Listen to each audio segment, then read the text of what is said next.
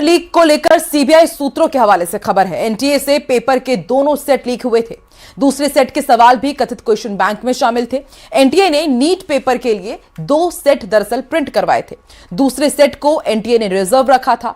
CBI की जांच में अब तक एक के बाद एक ऐसे चेहरे सामने आ रहे हैं जिन पर पूरे रैकेट को चलाने का शक है।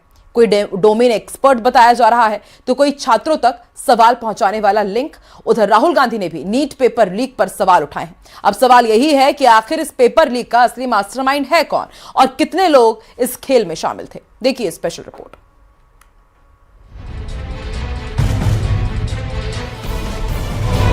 नीट पेपर लीक मामले में सीबीआई की जांच जैसे जैसे आगे बढ़ रही है वैसे वैसे इस नेटवर्क की परतें खुलती जा रही है।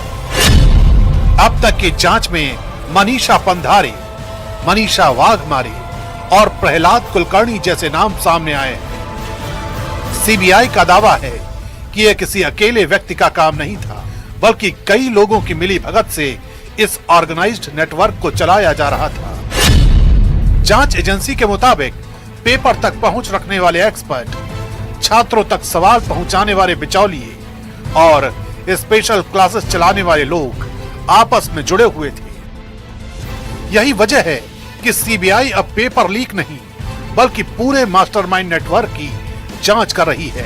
एजेंसी को शक है कि इस रैकेट में भी और बड़े नाम सामने आ सकते हैं। नीट में 2 साल 22 लाख स्टूडेंट्स ने काम किया, दिन रात काम किया, उनकी मेहनत बर्बाद हो गई। प्रधानमंत्री को इमीडिएट ऑर्डर देना चाहिए कि धर्मेंद्र प्रधान जी को इस्तीफा दें, उनको सैक किया जाए और जो गिल्टी लोग हैं उनको पकड़ के जेल में डाला जाए। सीबीआई के रिमांड नोट में सबसे बड़ा नाम प्रहलाद कुलकर्णी का सामने आया है। सीबीआई का कहना है कि इन क्लासेस में जो सवाल पढ़ाए गए उनमें से कई असली परीक्षा में आए।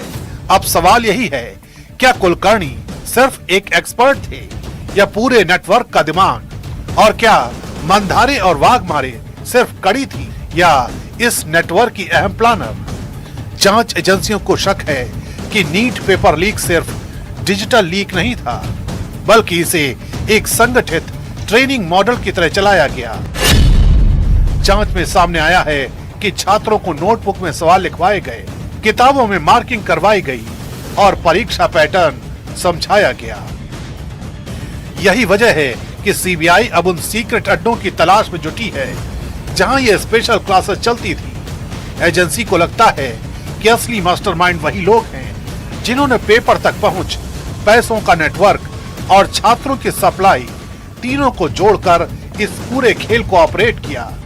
ताल्लुकात करने वाली बात यह है, हैरान करने वाली, कि जिस कातरज में गंगा ओशियन पार्क है उसी से जो अरेस्ट हुई है मनीषा वाघमारे, जो इन नीट पेपर लीक में जो स्टूडेंट्स को सामने लाती थी, स्टूडेंट्स को पेपर देती थी, वो मनीषा वाघमारे। और आज जिन मनीषा मांडरे को हिरासत में लिया गया है वो एक ही सोसाइटी में पिछले कई सालों से रह रही है।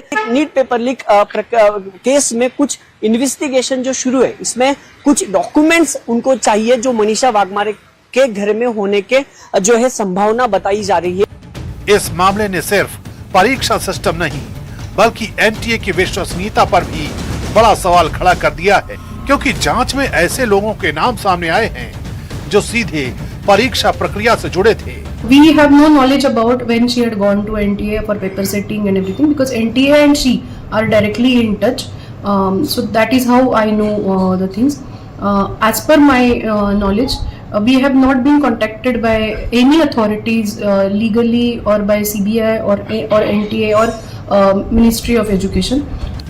इसी दबाव के बीच अब एनटीए में नए अधिकारियों की नियुक्ति की गई है, जिनमें IRS अधिकारी आकाश जैन का नाम भी शामिल है। सरकार का दावा है कि एनटीए को और मजबूत और पारदर्शी बनाया जाएगा, लेकिन बड़ा सवाल अभी भी कायम है कि आखिर इतने संवेदनशील पेपर तक पहुंच कैसे मिली, कौन लोग इस नेटवर्क को चला रहे थे और क्या गिरफ्तार हुए आरोपी ही असली मास्टरमाइंड हैं या इनके पीछे अभी और भी बड़े चेहरे छिपे हैं।